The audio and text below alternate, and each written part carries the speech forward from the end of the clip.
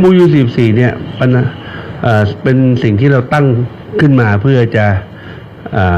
ดูที่ว่าจะแบ่งผลประโยชน์ที่มาจากทรัพยากรใต้ทะเลอย่างไรเป็นหลักนะครับเพราะฉะนั้นตรงนี้เราก็ต้องถ้าจะคุยกันใหม่นะครับก็ต้องมีการหารือกันใหม่ตั้งชุดอาจจะเป็น MOU อะไร70แล้วไม่ใช่44แล้วก็ว่ากันไปตรงนั้นកម្ពុជាចាត់ទុកថាការបញ្ចប់ឬក៏ការដកខ្លួនចេញពីអនុស្សាវនៈឆ្នាំ2001នេះគឺជាការដើរចេញពីឆន្ទៈនយោបាយដែលសម្រេចឲ្យប្រទេសយើងទាំងពីរកំណត់នៅក្របខ័ណ្ឌមួយ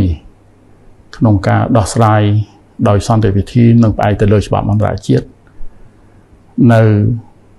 បញ្ហាដោយបានជម្រាបជូនខាងលើពាក់ព័ន្ធទៅនឹងការទាមទារទល់គ្នាផង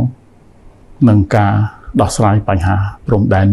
សមុទ្រជាមួយគ្នាផងបញ្ចប់ឬក៏ការដកខ្លួនចេញពីអនុស្សាវនៈយោគយល់គ្នាឆ្នាំ2001នេះ